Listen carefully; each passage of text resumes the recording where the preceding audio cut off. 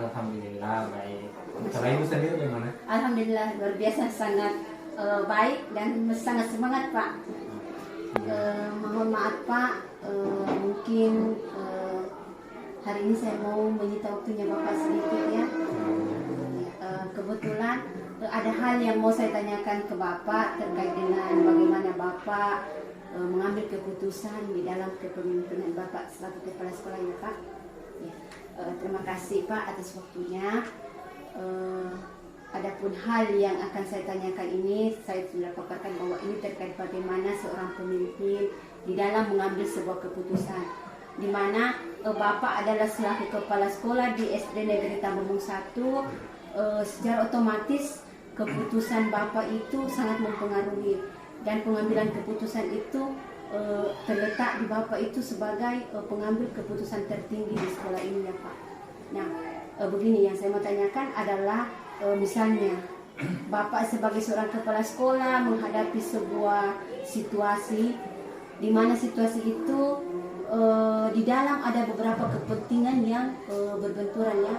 Ada si A setuju, si B tidak setuju dan sebagainya.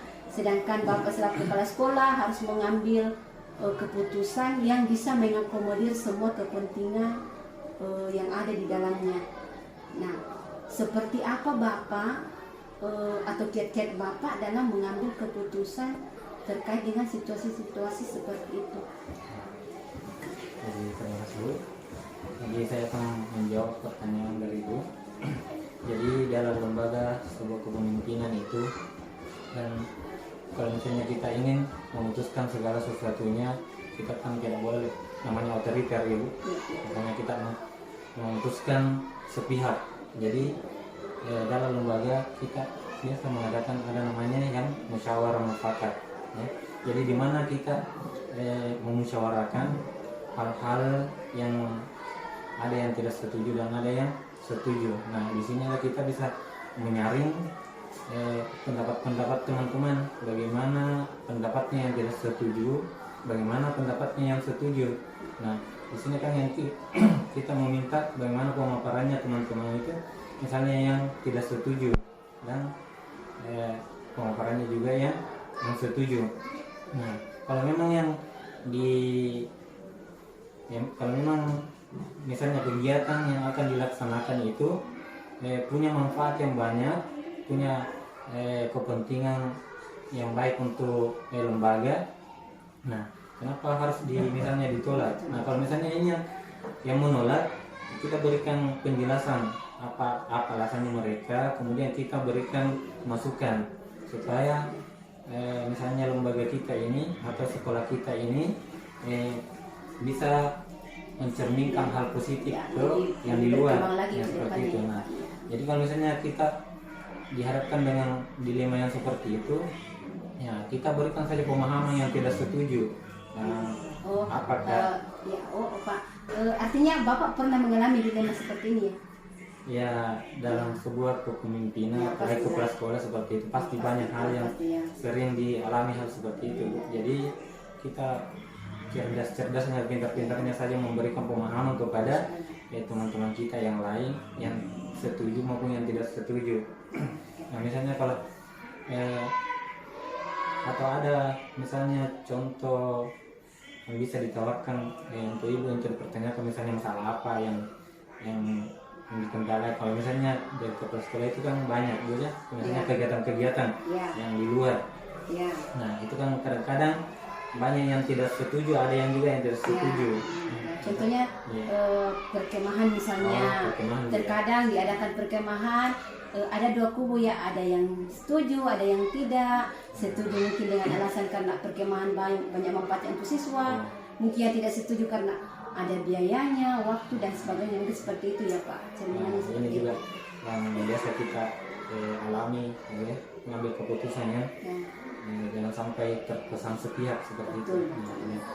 Jadi memang kemarin-kemarin itu memang banyak hal yang menjadi sebuah kendala untuk kegiatan-kegiatan seperti ibu katakan ini pramuka. Tapi dengan penjelasan, dengan masukan ya dari kita semua yang setuju memberikan pemahaman tentang pihak yang tidak setuju. kepada pihak yang setuju bagaimana manfaatnya dari pramuka ini, bagaimana umpan baliknya dari siswa-siswa itu, kemudian yang tidak setuju ini memahami dan oh ya memang seperti itu. Jadi ya kita putuskan kalau kegiatan ini kita ambil dan kita laksanakan karena manfaatnya lebih banyak daripada yang jeleknya seperti itu. Iya.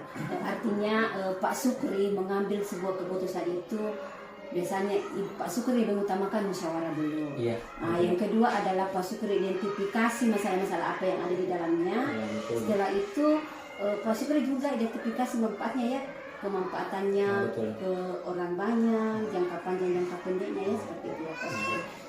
Ya.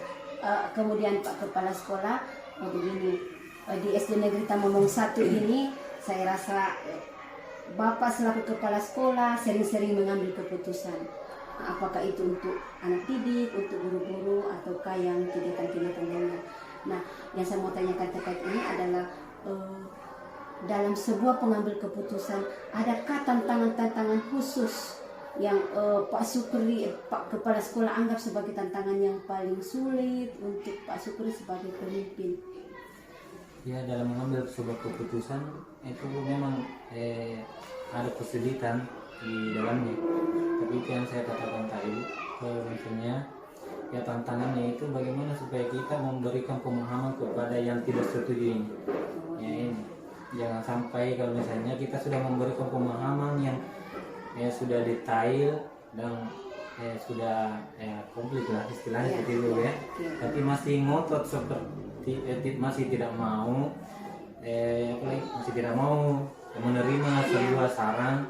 Nah, ya disinilah dilemanya seorang pemimpin untuk memutuskan. Nah, oleh karena itu biasa kadang-kadang kalau dalam forum itu ya jalan terakhirnya ya kita ambil voting gitu.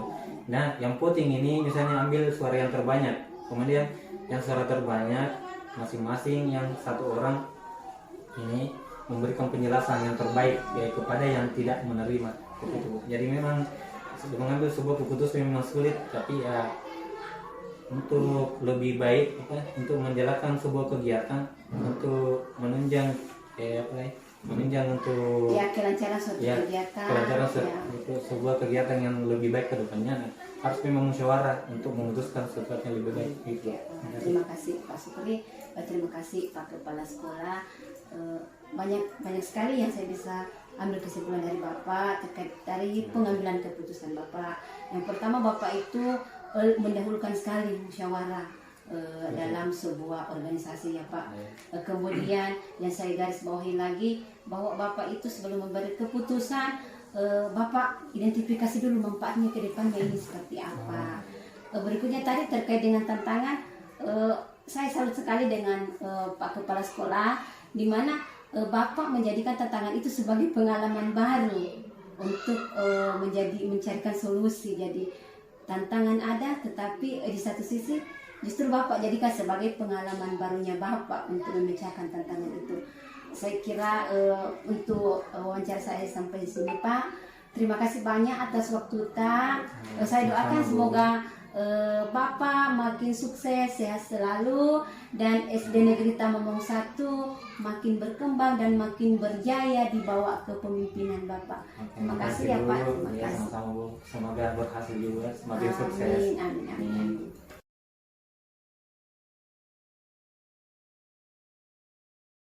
Pagi Pak Bakti. Ya, selamat pagi Bu Asmi.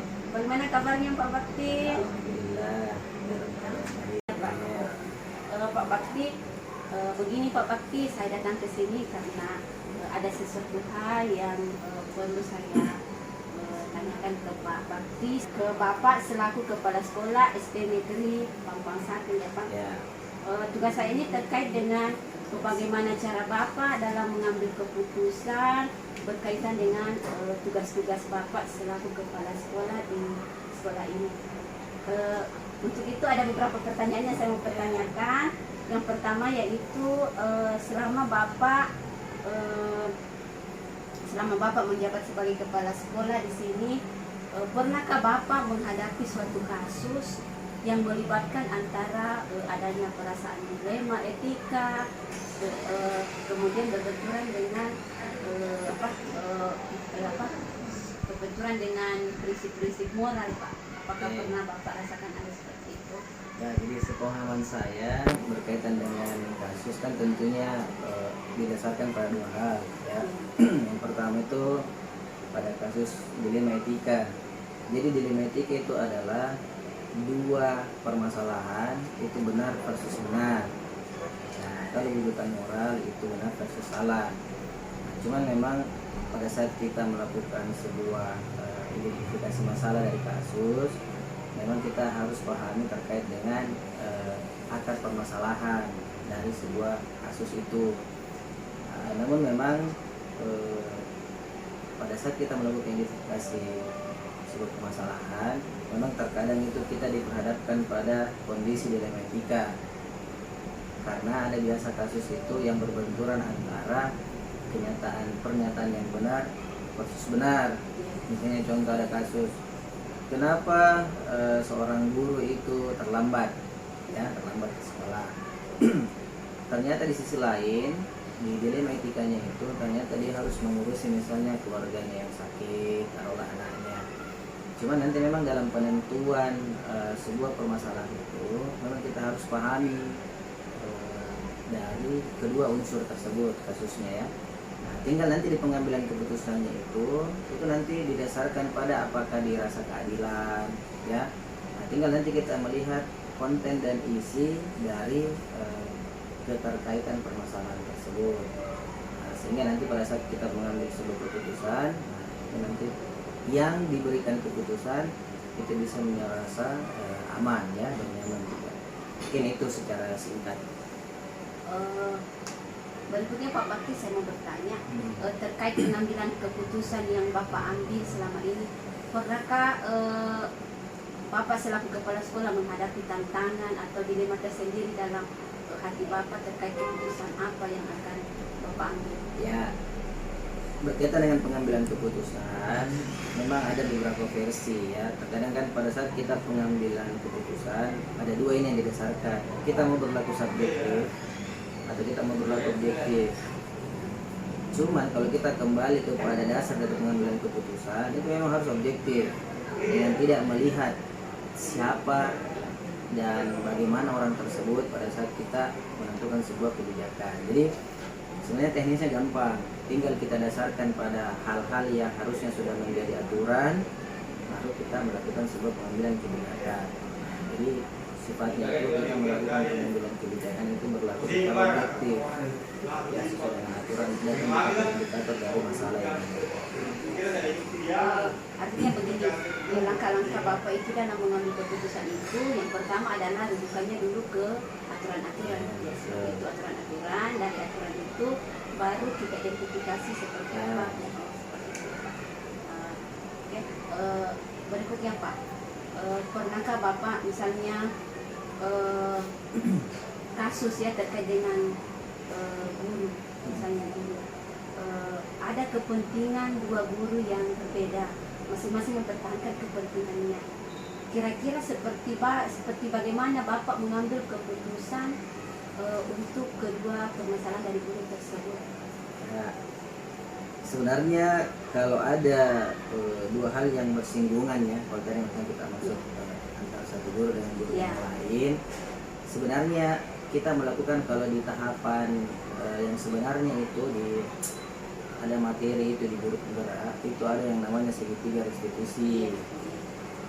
Jadi pada saat kita melakukan segitiga restitusi, hal yang paling pertama kita lakukan itu adalah secara teknis.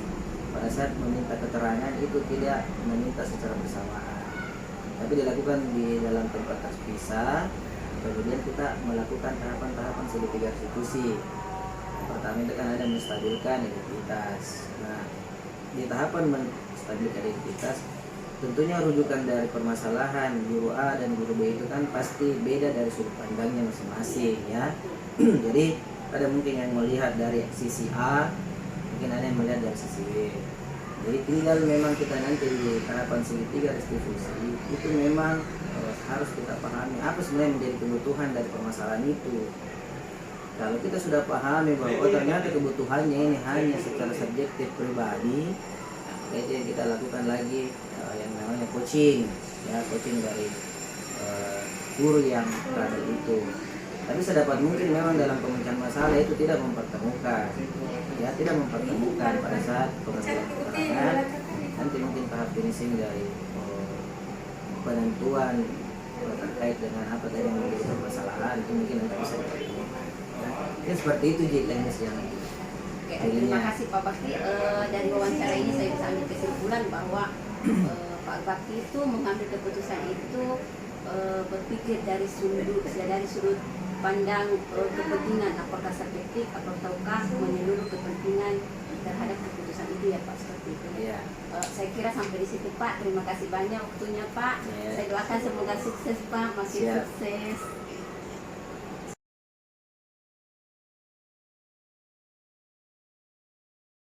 Ibu Yuli, Selamat siang guys semua. bagaimana kabarnya Ibu Yuli? Alhamdulillah baik, sehat. Ya, Masya Allah, luar biasa ya Ibu Yuli. Saya lihat Ibu Yuli dari hari ke hari makin awet muda ini Ibu Yuli. Amin, amin. Semoga makin sukses ya Ibu Yul. Amin, amin. Oke. Ibu Yul, mohon maaf.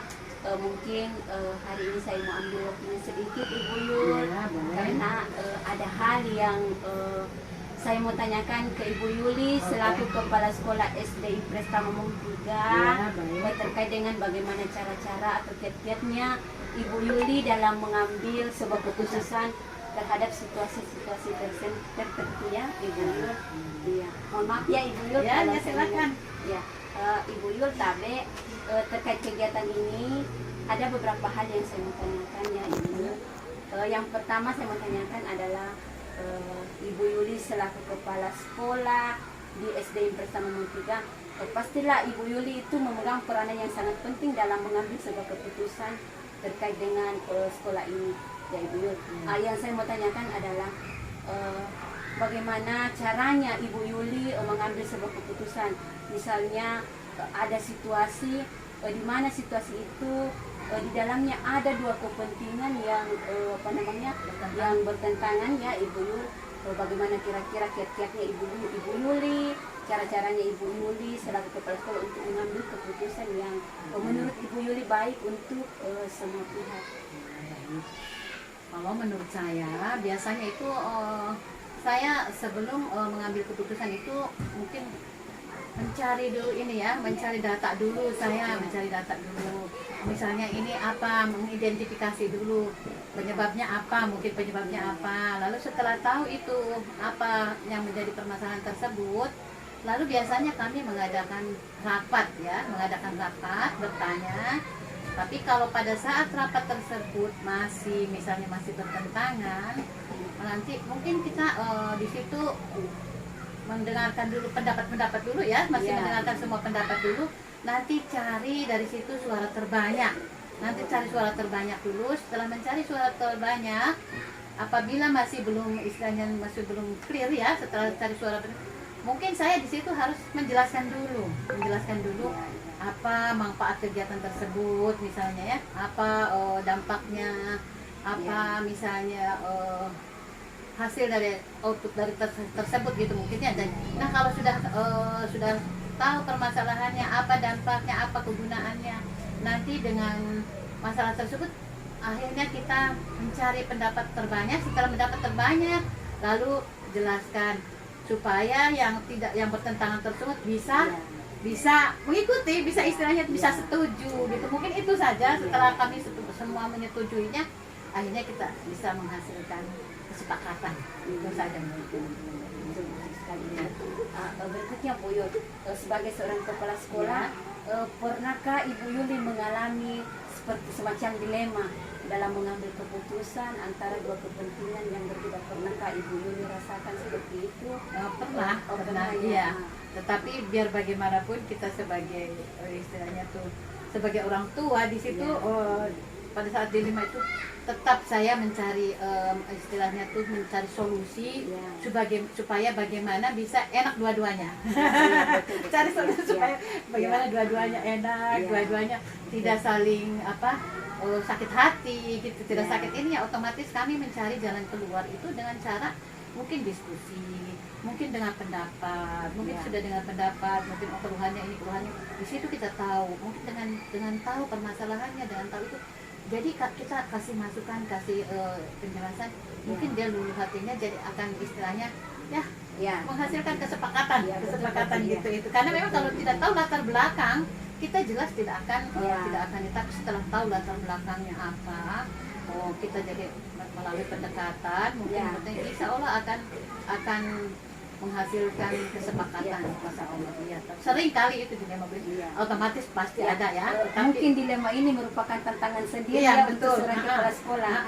Tapi dengan adanya tantangan, Iya. seorang kepala sekolah bisa belajar Iya. seperti ini caranya, Betul. solusinya seperti ini. Dan butuh kesabaran, Iya, butuh betul, ya, lapang iya. dada, Iya, butuh istilahnya tuh, butuh apa ya, betul-betul kita sebagai orang tua di sini, karena kita itu sebagai kepala sekolah otomatis orang tua yang mengayomi semuanya, Iya. Bu, ya.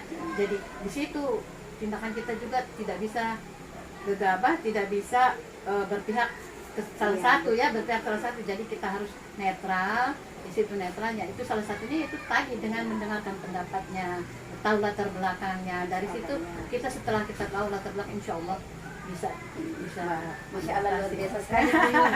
Luar biasa sekali Ibu Yul, caranya Ibu Yul sebagai kepala sekolah dalam mengambil keputusan. Beberapa hal yang menjadi kesimpulan bagi saya adalah sebelum mengambil Ibu identifikasi dulu Betul. masalahnya seperti apa, dampaknya ke depan, manfaatnya Ya. seperti apa. Kemudian berikutnya yang saya garis bawahi dari Ibu Yul adalah segala sesuatu pasti ada tantangan, Betul. ada tantangan, dan disitulah menjadi Butuh iya, lapang dada ya. lapang dada dan pengetahuan Ya, tersendiri betul, dari betul. kepala sekolah bagaimana caranya Ya, mengatasi betul. tantangan seperti itu ya Ibu Yul. Alhamdulillah selama saya ini menjadi kepala sekolah, kekeluargaan itu sangat Ya. dibutuhkan. Kekeluargaan sangat dibutuhkan karena kalau kita merasa otoriter Ya. itu susah. Jadi yang perlu dibutuhkan juga kekeluargaan, terus komunikasi itu sangat dibutuhkan, komunikasi satu sama lain. Karena kadang-kadang orang itu biasa juga begini Bu Asmi, biasa Ya. begini.